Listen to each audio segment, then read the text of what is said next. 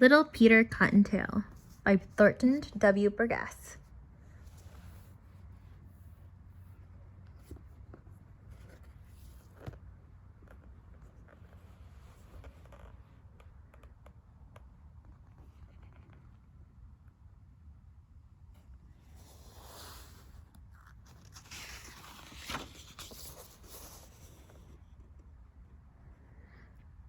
Little Peter Cottontail kicked up his funny long heels.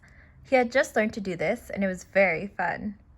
He would run with tiny short hops, for he was a very small rabbit. Then he would stop and throw up his heels as high as he could. After that, he would sit up quickly, looking this way and that, to see if anyone had seen him. Sometimes he kicked so high that he fell right over on his back.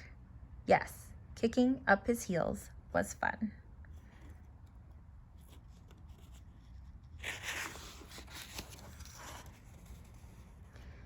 Peter was finding out many things these days. Only a day ago, he had left the snug nest in the sweet-smelling meadow.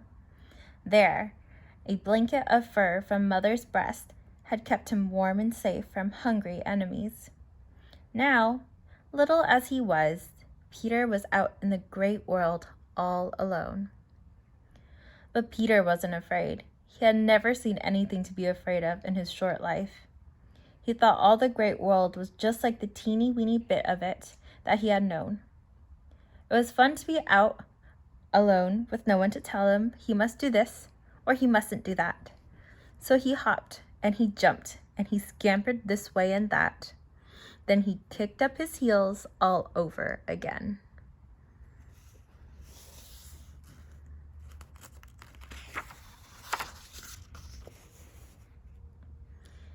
It really is fun to be out in the great world, cried little Peter Cottontail, and he stopped to smell a flower with his wobbly little nose.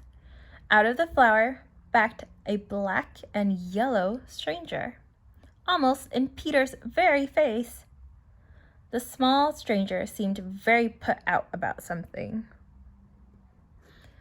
"Don't you ever again poke your wobbly little nose into a flower when I'm in it. If you do, you'll be sorry." The stranger hummed angrily in one of Peter's ears. Then he flew over to another flower. The small rabbit stared in astonishment.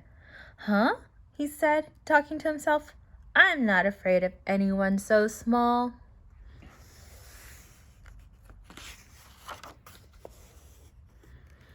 "You'd better be, or one of these days that inquisitive little nose of yours will be too big and too sore even to twitch." "That was Bumblebee, and no one interferes with Bumblebee," said a voice. The voice made Peter jump. He stared all about, but he saw no one. Then he saw what seemed to be two eyes looking up at him from a small lump of earth. The eyes were a lovely golden color, but they didn't seem to belong to anyone. The little rabbit had a very funny feeling. He had an even funnier feeling when one of those bright eyes seemed to wink at him.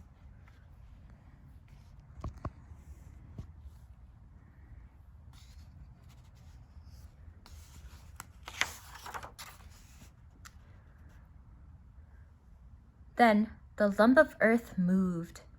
And it wasn't earth at all. It was old Mr. Toad lying half buried in the ground. Little Peter backed away in such a hurry that he almost fell over. He stared impolitely, for he had never seen anyone at all like Mr. Toad. "Don't be afraid. I won't hurt you," said Mr. Toad. "He can't, but I can, and I will if you don't keep your nose out of my flowers," buzzed Bumblebee close to Peter's ears. Then he was gone again.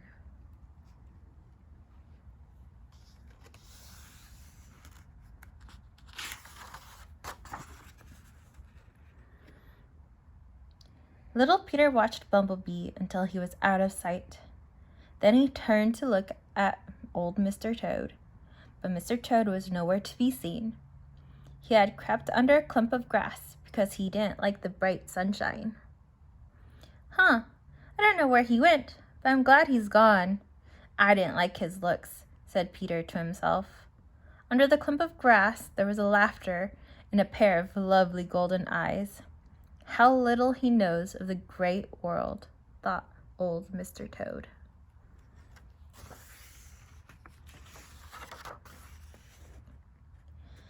Little Peter hopped this way and that.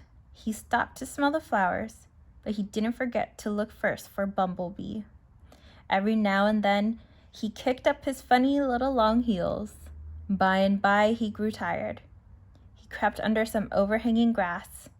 "It is fun to be out in the great world, and there is nothing to be afraid of," he thought sleepily, and closed his eyes.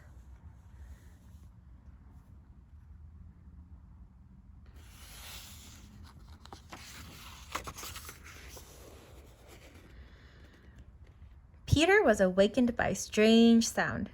His eyes flew wide open. He closed them and then he opened them again. He wasn't awake. He couldn't be. He was having a bad dream. He must be. There couldn't be anything like this in all the great world. Peter was looking straight into an enormous face.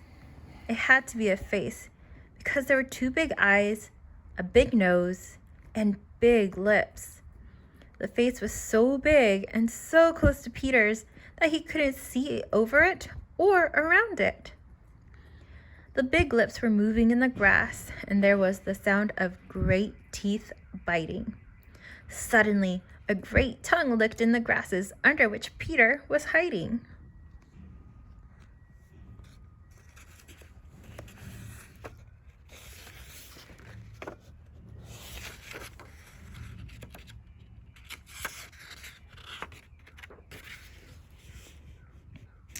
With a scream of fright, Peter leapt up and touched the big soft lips. He ran and he ran until he was so tired he fell over his own feet. "I want to go home. I don't like the great world," sobbed the little rabbit. And home he ran. Now, the gentle face that had seemed so awful to little Peter Cottontail belonged to Bossy the cow. Bossy had been almost as frightened as Peter when he had jumped up from under her nose so unexpectedly. Bossy jumped too. She threw up her head, put up her tail, and clumsily galloped off a short distance. Then she stopped and turned to see what had given her such a fright. All she saw was a tiny spot of white that had disappeared in the tall grass. It was the fluffy little tail of Peter Cottontail, but Bossy didn't know that.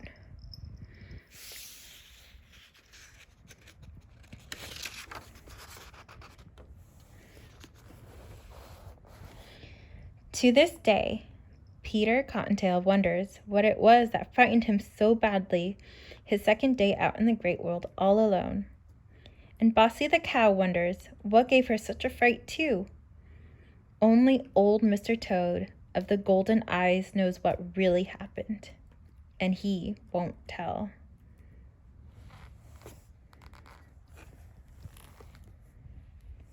The end.